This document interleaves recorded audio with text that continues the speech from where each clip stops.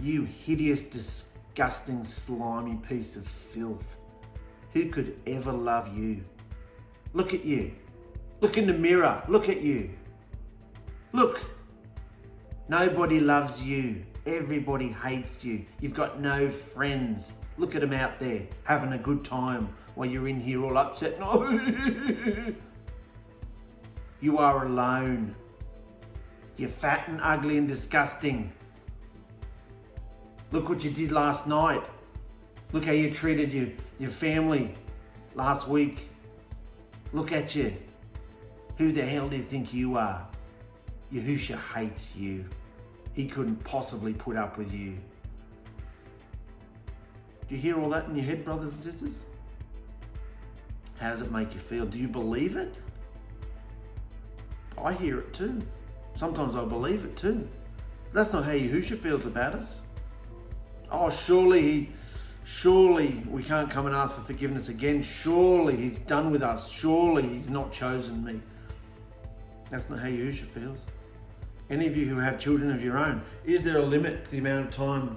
Come to me, come here, talk to me. What's the problem? Let's work it out. Come here. Hug me. You know, like, is there a limit to the love you have for your child? No matter what age.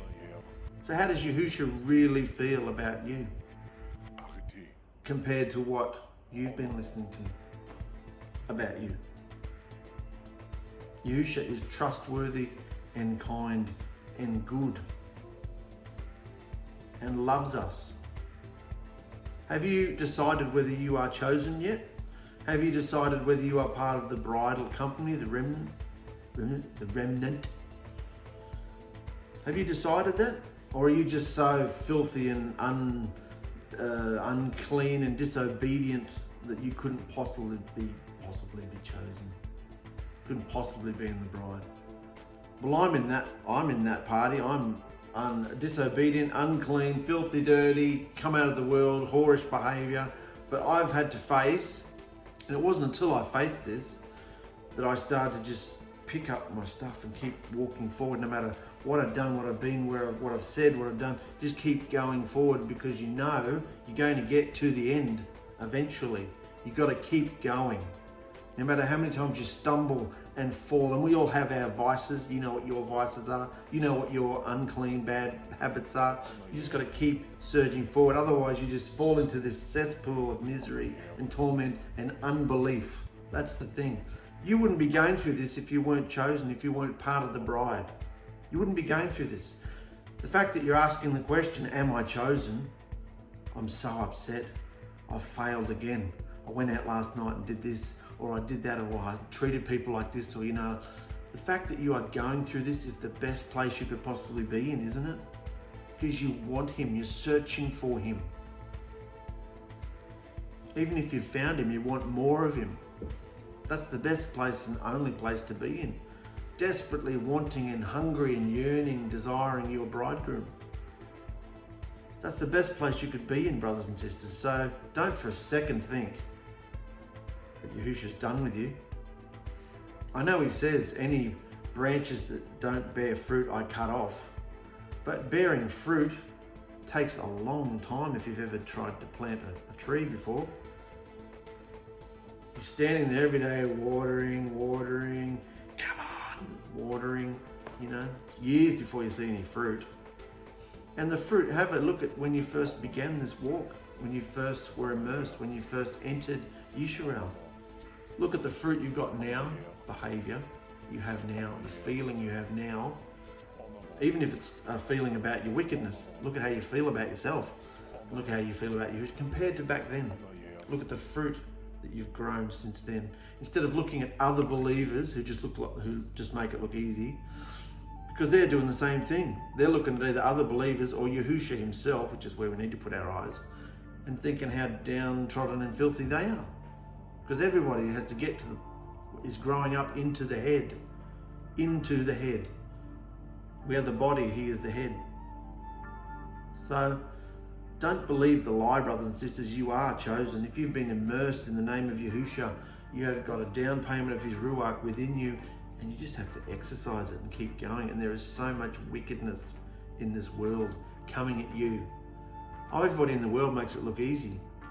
Oh, they're just having relationships and having parties and buying houses and going on holidays and trips. And it looks like on the surface, they're having a good time.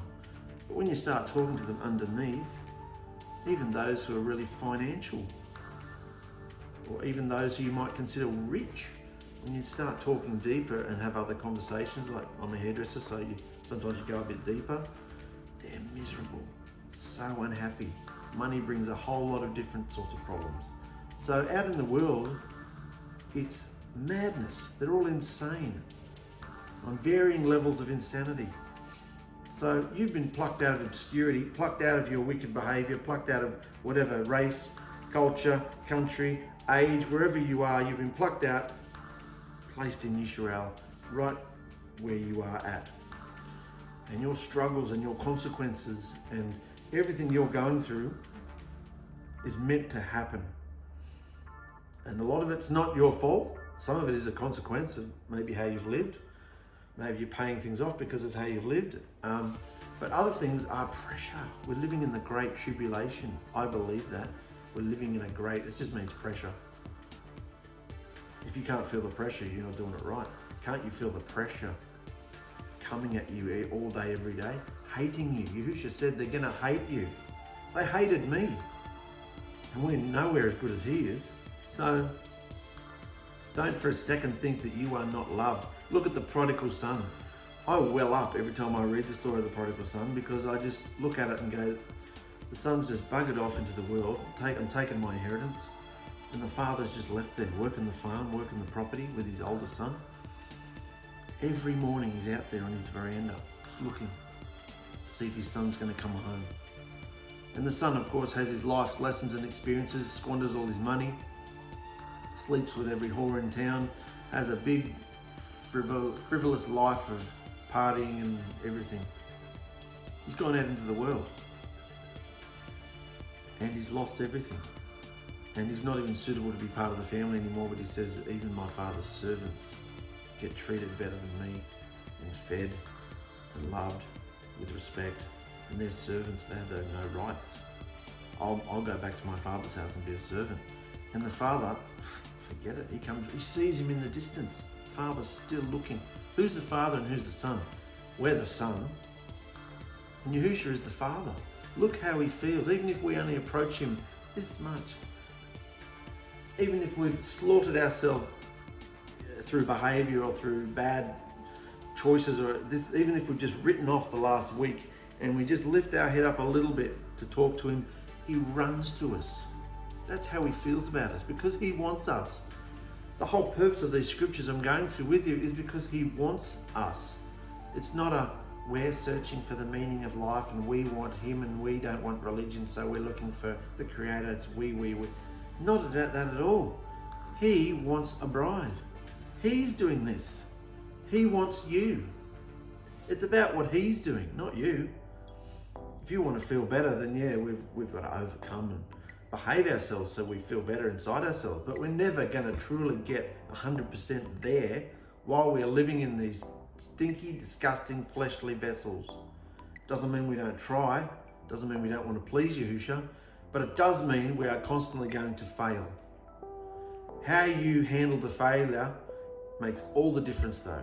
Are you going to write yourself off for the next month and live in a depression and shut your doors and close your blinds and, stare at the wall and drink yourself silly for the next month because you blew it or you failed? Or are you going to, for the umpteenth, thousandth time, come before Yahusha and say, sorry, Father? Pick yourself back up, keep going, because there's people that depend on you. Wives, husbands, children, friends, families, there's people that depend on us in our lives, and we keep going forward. Do you understand that, brothers and sisters? Don't for a second think that you're not. Why would you be going through all this? Or is this just some sick joke that Yahusha's got, and then tomorrow you might get hit by a bus? Do you think this is some sick game to Yahusha, or do you think he's got you on a path of training for a reason? We're coming into now in our scriptural journey in the behavior revolution scriptures. We're coming into the section now where Yahushua is showing them how they can have him among them. Because like I've been saying, it's like radioactive material handling Yahushua's essence, his presence. If you don't do it properly, you're all destroyed, and through no choice of his own. Light can't be mixed with darkness. If there's any darkness, the light will just snuff it out, annihilate it.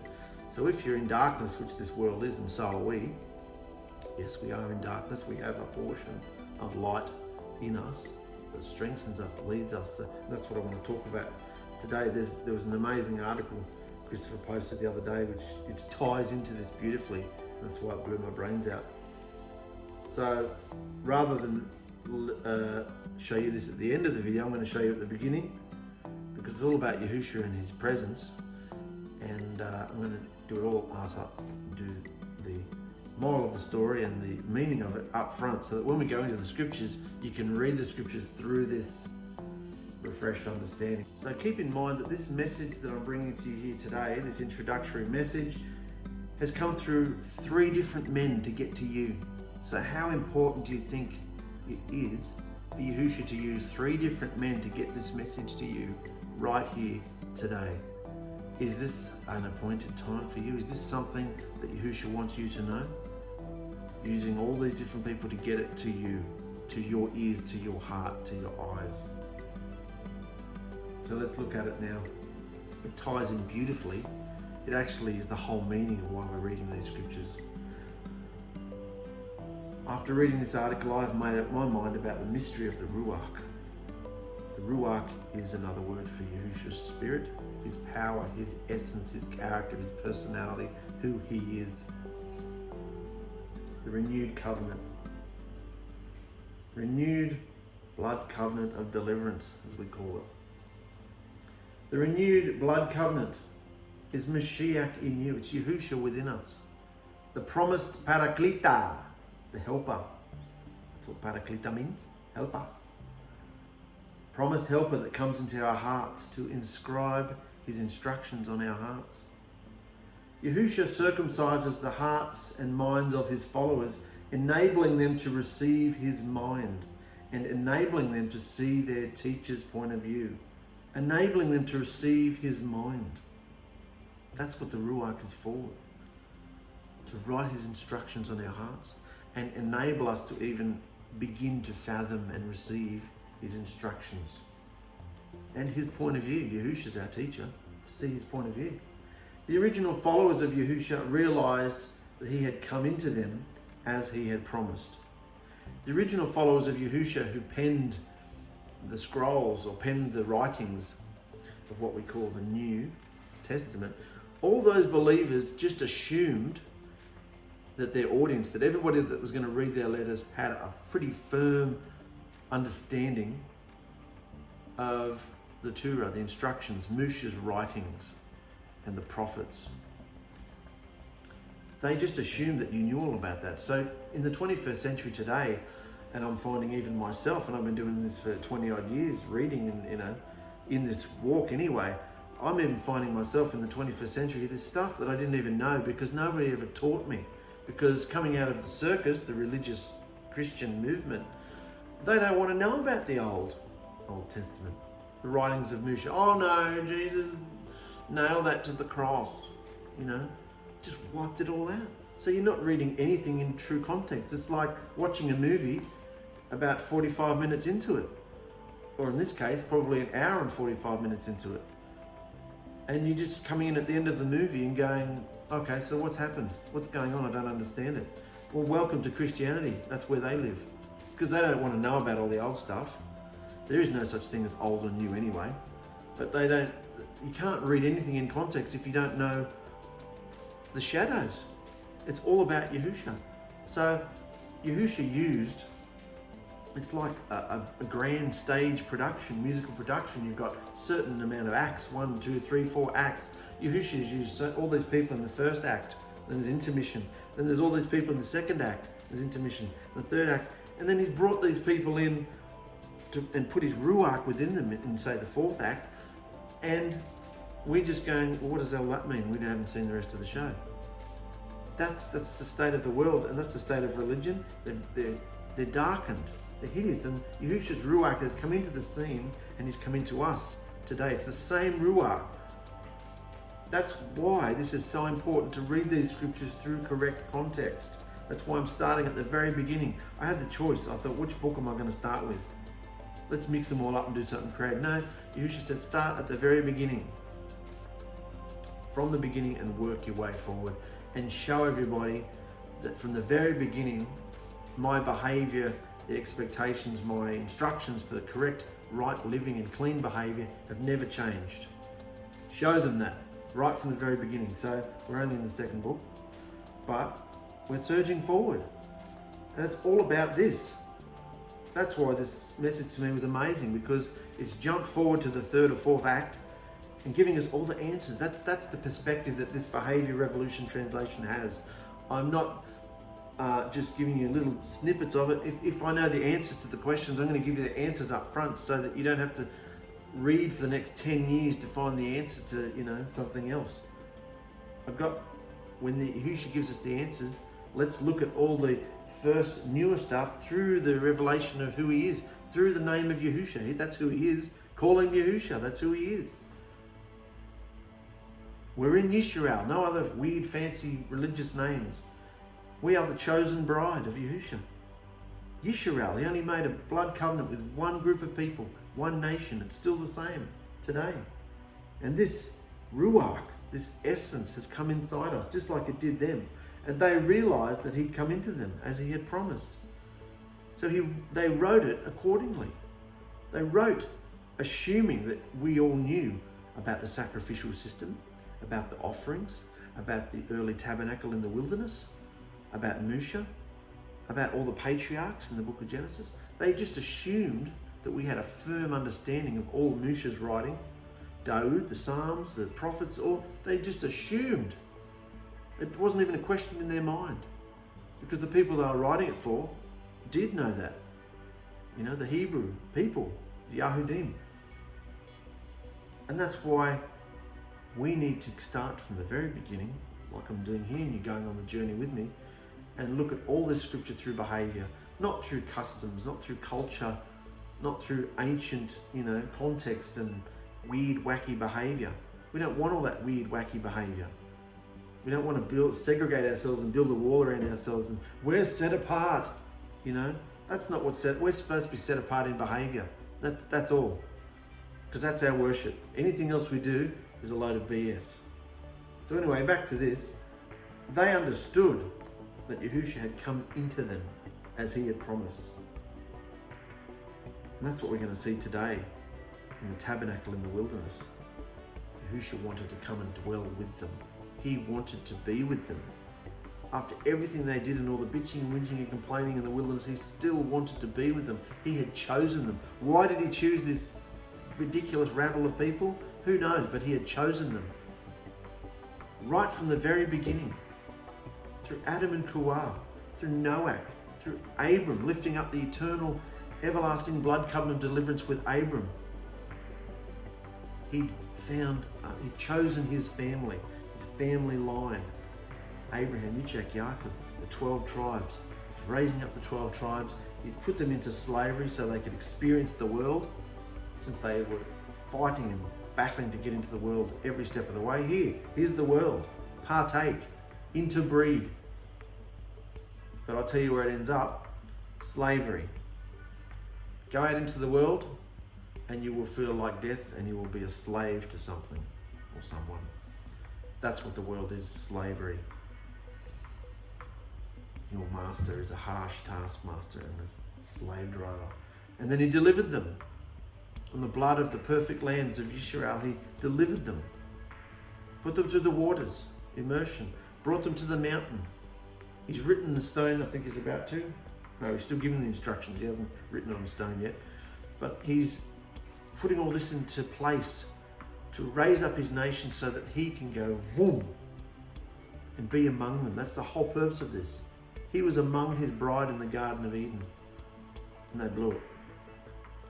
And so ever since the first lambs were slaughtered after the garden, he's been Time's been ticking away. Cycle of sevens, Shemitah cycles. The Jubilee is ticking away, and Yahushua is just waiting the time out, bringing his bride, revealing this and revealing that, working. Did you realize it's the same today, guys? Don't be disheartened. Don't just think, oh, I've blown it again, stuff, and I'm not even in this plan. I'm a joke. Why am I even doing this? Why am I even trying to overcome? Why, look at it, I just fell on my face again. Look how I treated my friend. Look how I treated my wife. Look how I treated my children. Look what I did to myself last night. Like, what are you even doing with me, Father? This is a joke. I'm deluded. I need to be locked up somewhere in a padded room. Time is ticking away at the sevens. Every week there's a Shabbat. Every week we are reminded of what's going on. Yahushua has a plan. It's not about us. We are doing the same struggle, and that's why I'm happy to reveal this to you in videos, because everybody around the world is going through the exact same thing if they're part of Yahushua's bride. Going through the exact same trials and torments and pressures and hideous experience. But nobody would say it like it is. Nobody would tell the truth. Nobody would tell anybody about the hideous experience it is going through the test pit, the crucible of agony, the flogging, the gut-wrenching pain that you go through coming out of the world, coming out of religion, coming away from families, having someone cut you off from something. Yahushua cuts us, prunes us, sets us apart, severs us from certain loved ones and people and places and things. Nobody would tell you the real agony, will they? They just want to stand in, oh, let's turn our scriptures to, like, what for? You need to know that you are not alone, brothers and sisters. You need to know that this is going on with every single believer, and if they're not, they're lying to you. Every single believer has their own vices and struggles and things that they are trying to overcome to please Yahushua. Because they love him. We love him. So, and it's no different to the early disciples. They hated their lives. They did not love their lives to the death. They hated their lives because they could see what the flesh that they were in, this thing that they were in. And Yahushua, and these guys had seen Yahushua in the flesh, most of them, waiting around in that upper room. How many, I wonder how many, just went, stuff this, I'm out of here. You are mad. He's gone, he's dead. They killed him. Even after he resurrected and ascended. Oh, this is over now. It was a good run while it lasted. This is ridiculous. You guys are deluded. What are you hanging on to all this for? Yahushua's gone. He went up into the sky. But there were those that still hung on and trusted and believed. And what do they see? Tongues of fire, whirlwind of rushing wind going through the room, and Yahushua unleashed his essence on them, in them. So this is phenomenal to me. Just what Yahushua is doing. And that's why we're going into the study about the tabernacle. And it's so vital to understand that. I have realized, Christopher says, I have realized that I am having this experience. Do you? Do you realize you're having this early assembly experience, these early disciples, emissaries, what they're going through? Oh, they may not be under threat of being arrested and, by soldiers. That's cultural.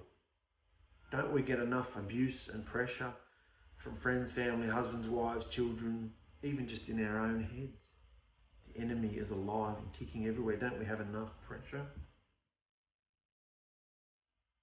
I was immersed to receive the Ruach HaKodesh, set apart spirit, which is the spirit of Yahushua, through whom we are able to communicate to Yahushua himself.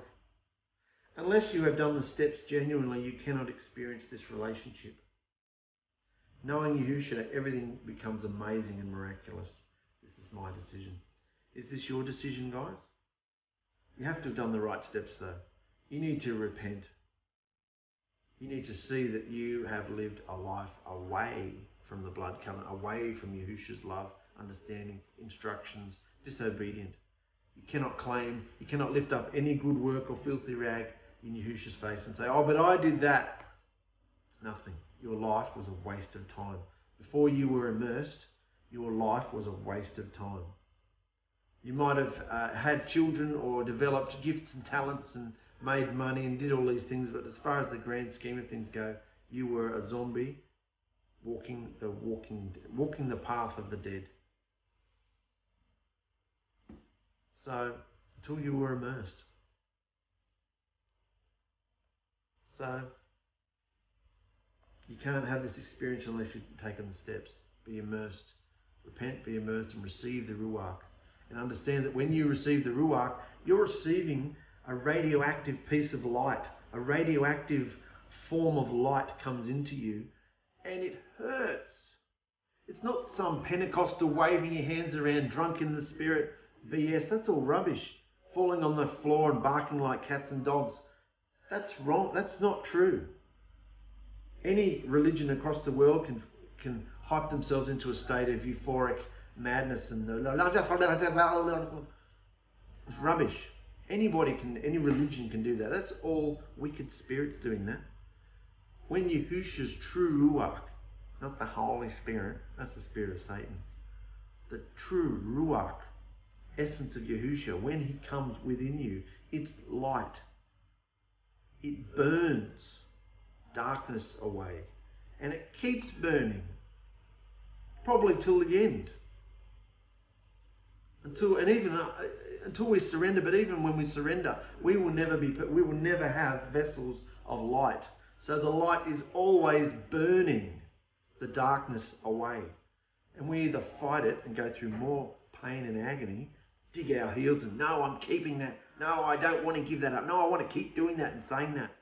I like who I am. And it keeps burning and burning. Why do you think all the believers are so miserable? Why do you think you've been through so much misery? Why do you think you're in misery now, maybe? Because you're burning. Hebrews 12, I chastise, I flog, I rebuke, I discipline. Flog. You know what flog is? It's not just a smack. Not just a tap. Flog. He's flogging us. Burning. Light cannot be mixed with darkness. He's put a portion of his light, his essence, within us, in this filthy vessel. The only way he can do that, and for us not to frackle up completely, is because of his blood.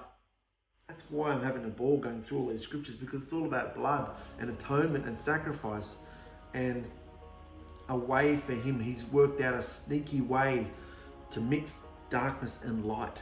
The only way you can mix darkness and light together and not have the darkness destroyed is by covering it with his blood. His blood is the interdimensional doorway that allows light and darkness to come together. But only still a little bit. We couldn't, fathom. We still can't fathom him or be mixed completely with him until our bodies are rent of all the flesh and we are vessels of light, transformed in the twinkle of an eye, vessels like he has. Resurrected first fruit bodies that are still flesh and blood, but they're resurrected, they're renewed, they're transformed. They have no evil in them. I'm ranting a lot today, guys, sorry. But this is just so exciting for me because we're coming into the point where Yahushua wants to dwell with his people. And we can look back, we are so privileged to look back in hindsight and see that he dwells within us now.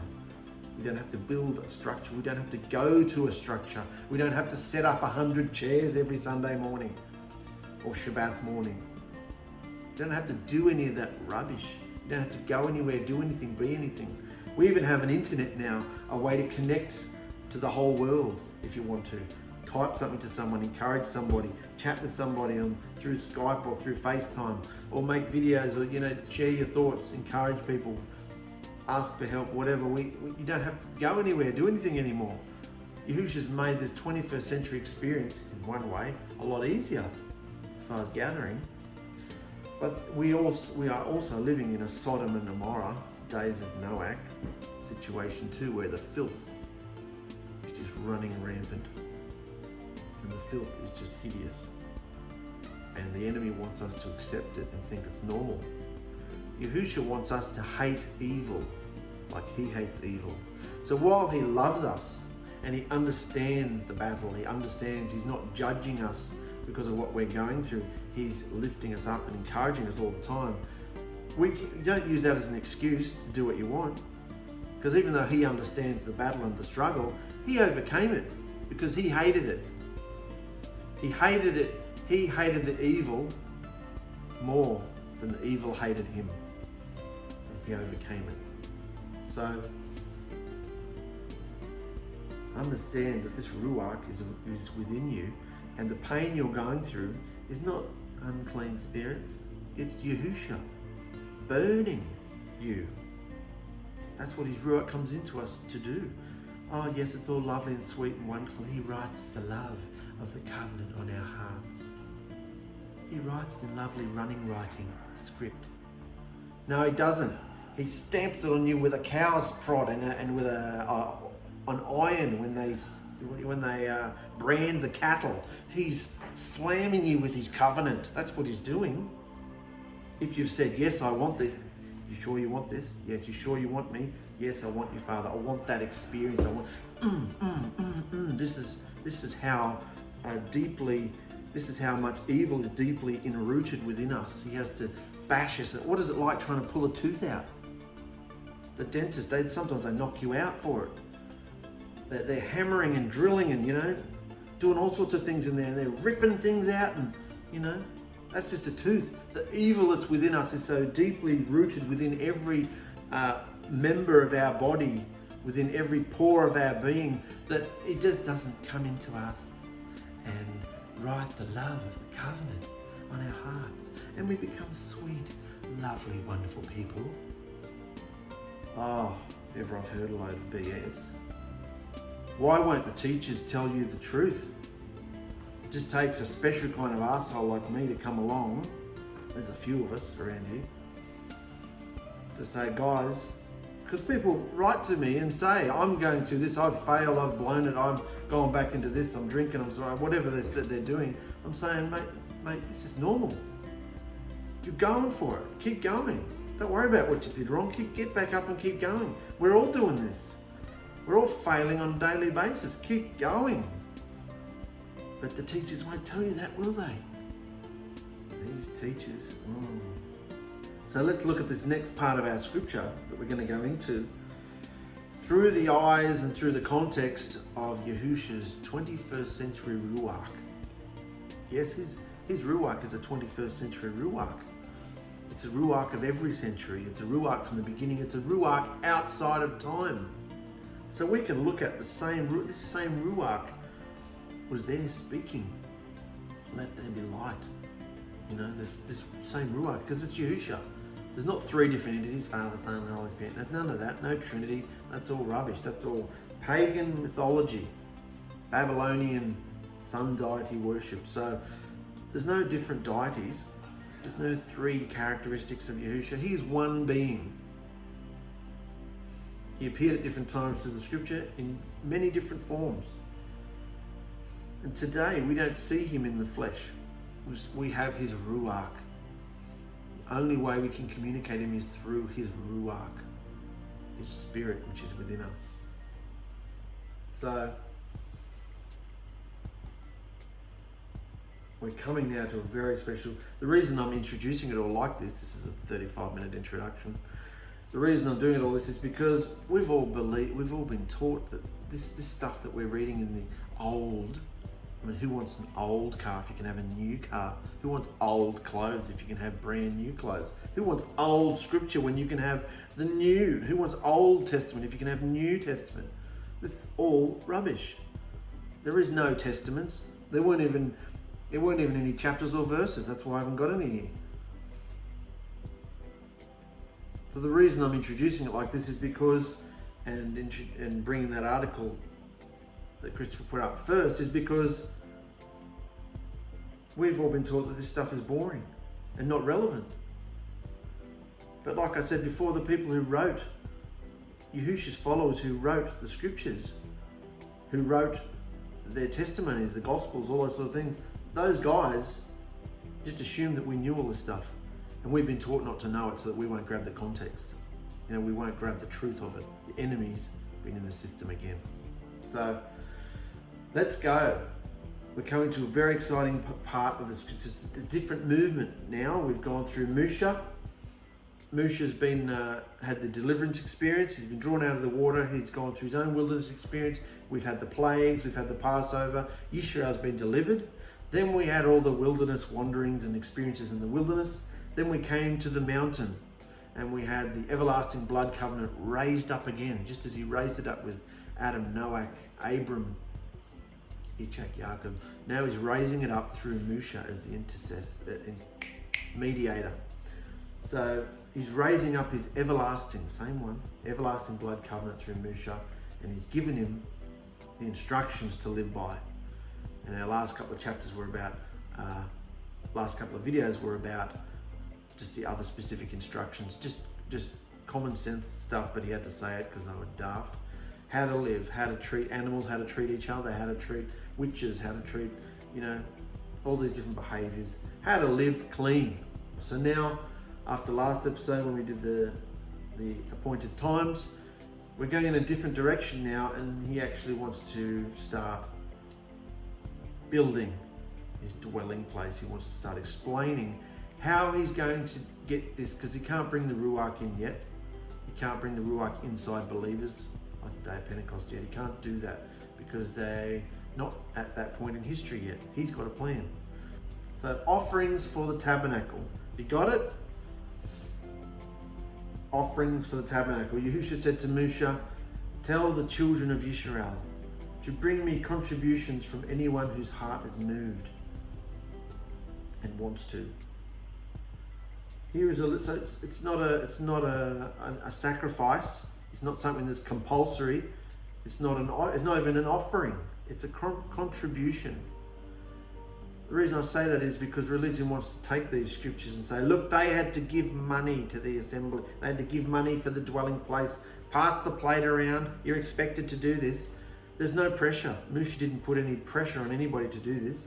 Tell the children of Israel to bring me contributions from anyone whose heart is moved.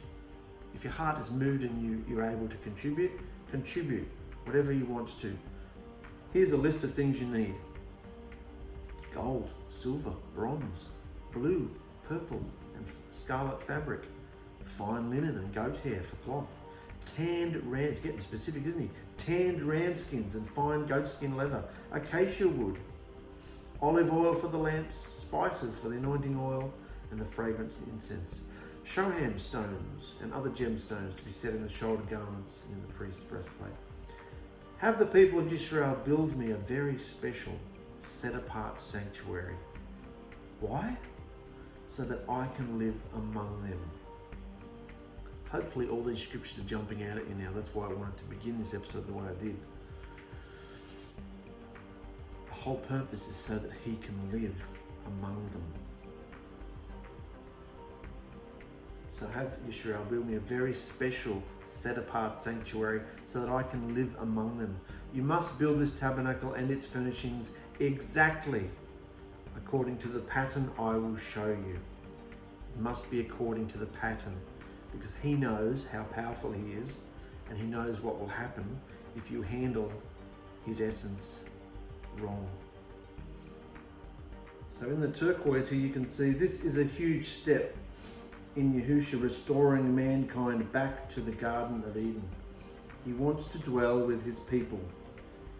Been harping on that for episodes now. This is a whole reason for these scriptures. This is a whole reason for his people to need to behave a certain way and set up a structure the way he wanted it so that he could dwell with them. And at this point, in this primitive time, it had to be done a certain way, otherwise they'd all be annihilated. So the first piece of furniture we're going to come to, and it starts from the inside out, which is interesting. When he explains it all to them, he's explaining it from the inside out, starting from his essence out to the outer courts. Of course, when they built it though, I think, could be wrong, they built it from the outside in. But when he's explaining it to Musha, he's explaining it from his point of view, from the inside out. This is how I want to approach my people. So you've got the Ark of the Blood Covenant Witness. That's what these scriptures are calling it. Technically, it's not an ark. The only two times there was an ark in scripture was Noah's ark and the little ark that Moshe was delivered through the bulrushes. This word here in Hebrew just means a box, a treasure chest, a box. Well, that doesn't sound very exciting, does it? And because of Hollywood and Indiana Jones and all that, which I'm going to be putting footage up if I haven't already, the Ark of the Covenant is everyone knows what it is, so I just want to keep it simple for everybody. But I've added the blood covenant witness. The 𝗏𝗏 says the witness. It's like an outward show, example, reminder of this is the covenant that you're in. This is the witness. This is the proof, if you will, of me being here. I'm here. There's a witness right there. And if you've got an eyewitness, somebody standing there saying, I saw it, I know it, I was there. Well, this is the witness of Yahushua among them. The witness of the blood covenant. The box, the chest, the ark of the blood covenant witness. BCW, mate. Today our bodies are the tabernacle. See how important it is to know that. Today our bodies are the tabernacle. We're not waiting. Even some teachers and things that I read whose stuff I thought was really good, they were still waiting for a third major temple to be built. I'm like, you're crazy, mate. Today our bodies, you can't get any better than our bodies as far as vessels Yahushua has created, the intricacy of it. So there's a stunning photo there of the ark of the blood covenant witness. That's what they had to build. Look at that, in the wilderness with their bare hands. They had to build one of those out of gold and everything. We're going to go into it now.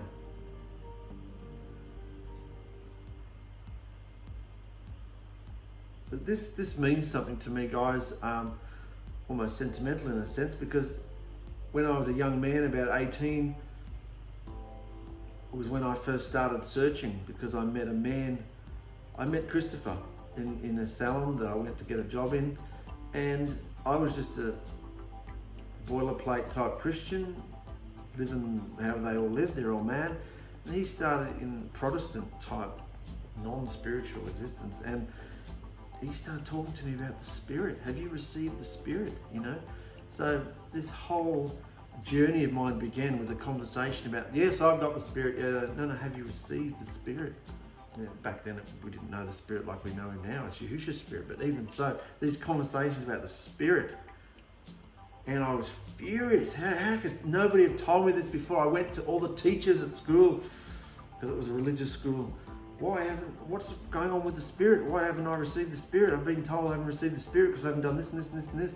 I haven't spoken in tongues and all this stuff. Because, he was Pentecostal at the time. Went to all the people at the churches I was in, and because I thought I was up myself as a musician, and I knew all these people at different churches, and completely mad.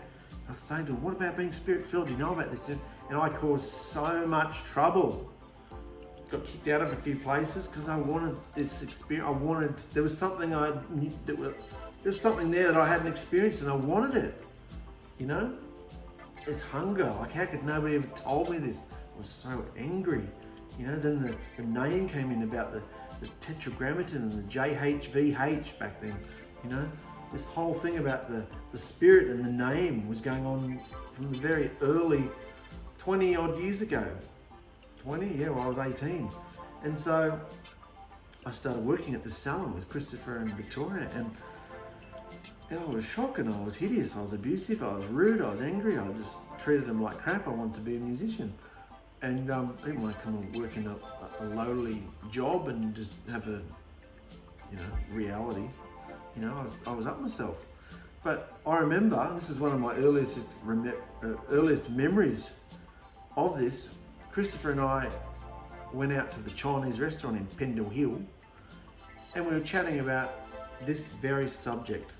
And I'll never forget it. He got out a napkin and a pen and started drawing the tabernacle and all the different furniture that went. I'd never heard about any of this either. Where's all this stuff coming from that I'd never heard about before? The churches don't teach it. But even though we were Christians back then, Christopher was hungry, and he, I became hungry too. I wanted this experience, like everything that was available to have, we wanted to have it. If we read things that said you turn off your TV, we turned them off. We read things that said, pour your alcohol down the sink, we poured it down. We did all these insane things because we wanted to find the way out, you know. It wasn't until we actually found the book Fossilized Customs that we really found the way out of all of it. And ever since then, it's been a mind-blowing experience coming out. But this means something to me, what we're going to read now, because it's one of the first times Christopher and I started searching inside myself for answers. Why haven't I been taught this? And he was drawing the tabernacle on a napkin. He probably doesn't even remember this himself. Sitting in a restaurant while waiting for the food, and he's drawing out the brazen altar and the brazen laver, and here goes the Ark of the Covenant, and it was all about getting Yahushua's presence within us.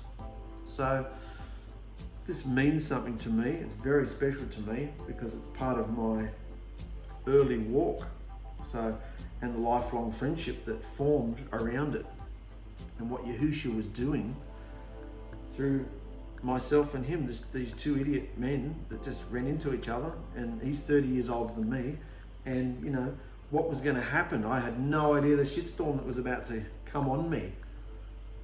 And everything he'd been through and seen and done and was experiencing, I said, I want that experience.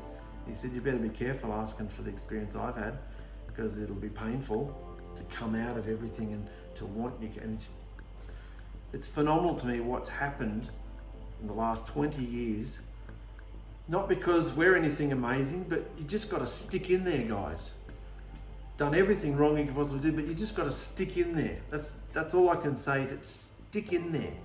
You fall over, you get back up, and you keep walking.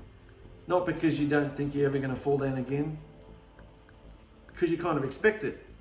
But you just get back up and keep going. We're in a wicked life. We're not religious. You filthy sinner, you stay down there. Yahushua's not like that. He knows that we are wading through mud and filth up to our waist, trying to push through life, push through one day at a time. He understands that.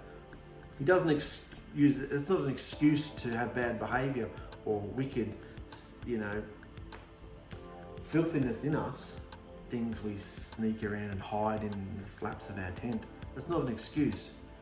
It's just to counteract the enemy that says there's never a way out. So this is the Ark of the Covenant, the blood covenant witness that we're coming into, guys. This is the very article of furniture that Yahushua was going to dwell on, the mercy seat. The blood had to be on the mercy seat so he could dwell there. This is where the light, the Shekinah, came down on. This was the whole purpose of the tabernacle, so that this piece of furniture could be in it. Whenever they went into battle, they'd have to carry it around with them. They carried his presence around with them. Now, it's not some cosmic, supernatural sci-fi movie here. His literal presence wasn't in there, He's way too powerful for that. But the significance of it is, and you'll see in the end of Raiders of the Lost Ark with Indiana Jones, you can't be in his presence. Darkness can't be with light. Your face will melt off. All right, you'll be annihilated like that. Not like the movie, but it's exactly the same thing. So let's go. Have the people make a chest of acacia wood, 115 centimeters long, 69 centimeters wide, and 69 high, overlaid inside and outside with pure gold, and run a moulding of gold all around it. Cast 4 gold rings and attach them to its 4 feet, 2 rings on each side. I'm not going to go into all the measurements and all the significance of every single number. There's books and articles you can read if you want to see all the numerology and all that spooky stuff they talk about, the number, this and that and this and that. It all points to Yahushua, and it's all fascinating. I'm just going to go through it because he's describing what you can see in the picture there, really. Build a box. Go on, build a box. Make poles from acacia wood and overlay them with gold also. Everything had to be overlaid with gold. Then insert the poles into the rings at the sides of the chest to carry it. These carrying poles must stay inside the rings. Never remove them. Why? Because the poles are the only thing you're allowed to touch. These carrying poles must stay inside the rings. Never remove them. And when the chest is finished, place inside it the blood covenant witness, which is the stone tablets inscribed with the terms of the marriage covenant. So it's called the Ark of the Blood Covenant Witness because it's a box that holds the Blood Covenant Witness, which I will give to you, the stone tablets which I will give to you. Then make a lid for this chest from pure gold. Pure gold. This will be a place of atonement. Some call it the mercy seat. A place of atonement. Remember we talked about atonement? A place of sacrifice, a place of switching out, a place of substitution. I'm taking on the blame, I'm taking the sacrifice, I will be sacrificed instead of you. That's what atonement means. And it must be 115 long, 69 wide. Then make 2 cherubim, warrior angels, from beaten gold, and place them on 2 ends of the atonement lid. Mold the cherubim on each end of the atonement lid, making it all of one piece of gold. I think atonement lid rings truer than mercy seat. Mercy, that's very, I don't really like the word mercy. Yahushua has mercy on us, like he's some torturous tyrant. No, I don't like that. It's atonement, just like the Day of Atonement. Atoning for our wicked behaviour, making us aware of our wicked behaviour. That's the whole purpose. He dwells on the atonement lid. Make it all one piece of gold. The cherubim will face each other and look down on the atonement lid with their wings spread above it. Then place the blood covenant witness inside this chest. Then put the atonement lid on top of the chest, and I will meet you there and talk to you from above the atonement lid between the gold cherubim that hover over the chest on this very special ark of the blood covenant witness. From there I will give you my instruction for the children of Israel. So his haircut, you've got to use a pattern. You've got a section here and you've got to cut certain distances and certain lengths. Everything's done to a pattern. And this is the pattern. He's really showing Moshe the secret floor plan, the layout, the blueprints. What's not up there, I should stop looking up there. What's in the other dimension, his interdimensional throne room, the higher dimension. So guys, now we come to the lid of atonement, which I just mentioned before. The atone means to cover, cancel, cleanse, forgive, be merciful, pardon, purge, reconcile, mercy seat. So it is called the mercy seat in many translations. I've called it the lid of atonement because it is the lid to the box and it's where atonement happens. Atone means to cover, cancel, cleanse, forgive, be merciful, pardon, purge. So that's the Ark of the Covenant. So we're going to stop there. We didn't get far, but we'll stop there for now because I want to take you to another article that Christopher posted. Look what Christopher wrote yesterday. I've made up my mind that Yahushua speaks to us through our hearts. Everything comes at a cost. When we are immersed, Yahushua comes into our hearts and circumcises them, giving us new hearts. The problem is everyone is looking for peace of mind, aren't they? Peace of mind, self-help books, they listen to things when they go to sleep, podcasts, all sorts of things, peaceful, calming music and little clocks that go around on your iPhone. Moment of peace, you know. Everyone's looking for peace of mind, which is impossible. Peace doesn't come in our mind. It's impossible without having your heart cleansed and circumcised. Because peace comes from Yahushua. He is called the Prince of Peace. You can see how this is all tying in with the Ark, which is the Ruach within us. He's called the Prince of Peace. Yahushua has said, if you want to be disobedient to my words and ignore my warnings of the damage, Yahushua has said, if you want to be disobedient to my words and ignore my warnings of the damage you will do to yourselves with such behaviour, I will give you over to a corrupt mind. Corrupted means you can be bought. We've been talking about that. Corrupted means you can be bought, you're a slave. Satan wants to buy us into sin and slavery. So we cannot speak with Yahushua. We cannot repent. We cannot gain peace of mind. Most people that are told you can gain peace through your mind have no idea that peace is a gift from the Ruach HaKodesh and is unavailable to the disobedient. This peace of mind you're wanting comes to our hearts with the Ruach if we're obedient. The fruits, the gifts of the Ruach, are much more than just peace on offer, if you know what I mean. All the different ways men are trying to find peace of mind is causing depression, anxiety, and all sorts of mental disorders. Look at this scripture on the last days in Luke 21. Men fainting from fear and the expectation of what is coming on the earth. For the powers of the sky shall be shaken. In the sky. Men are fainting from fear. Just looking at what's going on in the world. They've got nothing to hold on to, no hope, no expectation. They're fainting, there's no peace, they're worried. Psychologists, psychiatrists, mediators, etc. are the new priesthood, distributing pills and causing great chaos within our societies, whilst they are trying to fix the mind of man, making a fortune. Of course, this way does not work, because Yahushua said, I am the way. Isn't this brilliant? Doesn't this tie in everything that Yahushua wants you to know? These articles are coming through many different people to get to your heart today, brother. Your heart today, sister. So that you can feel his peace and know the way to have more. Yahushua is the way. Men were created with an intelligence to figure out this world and realize someone has made all things. And to ask himself, who is it? Who is the maker? Who is the creator? Then seek this incredible being to get peace about the matter.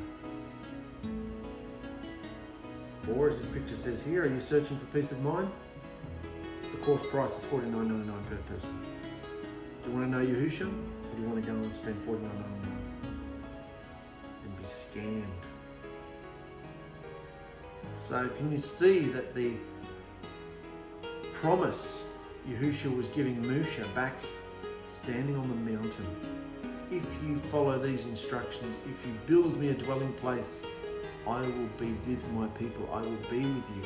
It won't just be random occurrences on an altar, through a burning bush, through some strange, wacky... This will be a place where you know I am. I will be there. You can come to me, Musha, and be in my presence. And I will talk to you and you will tell the people. Aaron was only allowed to go in his presence once a year as the high priest, but Musha was allowed to come and go as instructed. So that same promise that was happening in the wilderness at the base of Mount Sinai, they were about to build this tabernacle. And there's thousands and thousands of mentions about the tabernacle in the wilderness and what it means in the furniture. And then it went on and on and on, and hundreds of years later they built, Solomon built the next tabernacle, which was a solid one, on Mount Moriah. So the whole idea of the tabernacle, Yahushua wanting to dwell with his people, not so that we go and build these pieces of furniture now, because as we know, we are the dwelling place. We are the living dwelling place of Yahushua, built out of lively stones, rough, jagged, broken, shattered pieces of stones, all shoved in together, rubbing against each other, smoothing each other's edges off each other. So, can you understand that things Yahushua's given us this week? I mean, look what Christopher's writing about peace. What about the one earlier on in the episode I read to you about the Ruach within us? Yahushua's saying all these things to all of us around the world. If Yahushua's saying things to you too, put them up and bring our attention to them. It's very exciting. He never does anything without telling his people, without telling his bride. So understand that Satan wants you in sin and slavery. But what did Yahushua do to his people, even back in this primitive age? What did Yahushua do about the sin and slavery? The disobedience and slavery, I should say. What did he do about it? He delivered them. Yahushua is there, his blood is there for you every day to cleanse you, for you to grab hold of and say, take me, Father. I surrender. Everything that I do and say falls flat on its face. It makes me feel like I don't want any of it. All my ways are wrong. All the ways I communicate are stuffed. My plans, my so-called wisdom and philosophies are rubbish. Take me on your path today.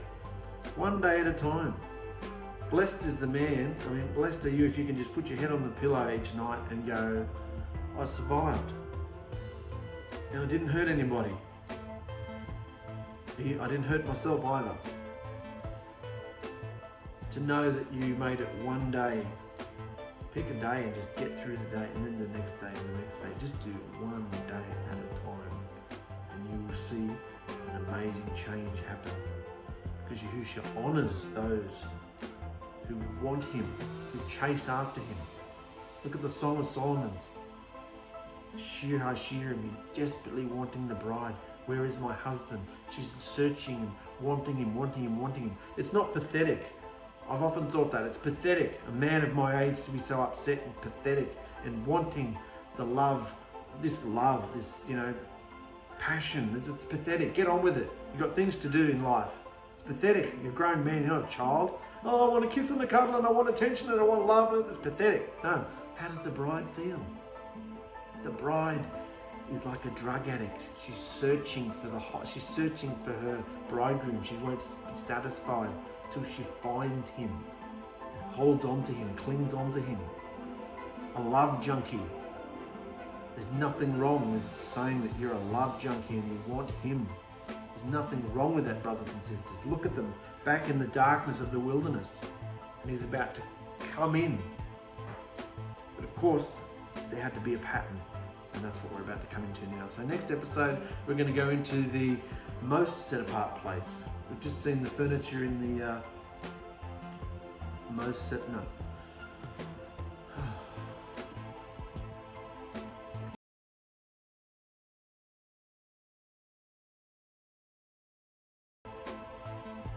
So next episode, we're going to come into the set apart place. We've already seen what's in the most set apart place, the Ark of the Blood Covenant Witness, and we're going to come into the set apart place and all the furniture in that. And remember, this tabernacle represents our body. It was a portable, movable structure with a skeletal framework and skin over the top of it. And within it, there was a beating heart. And it had to be covered with, it had the instructions on it, and it had blood.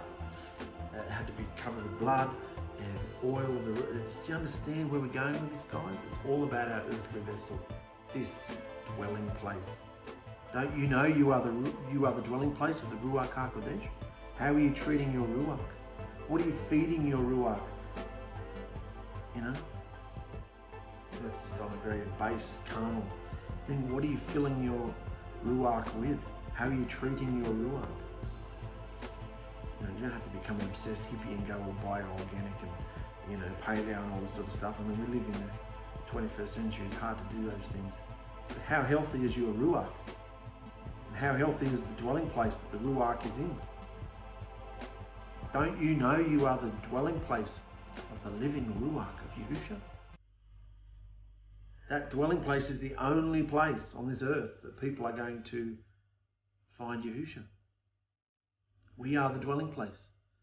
So hang in there, guys, and keep going. Keep swimming.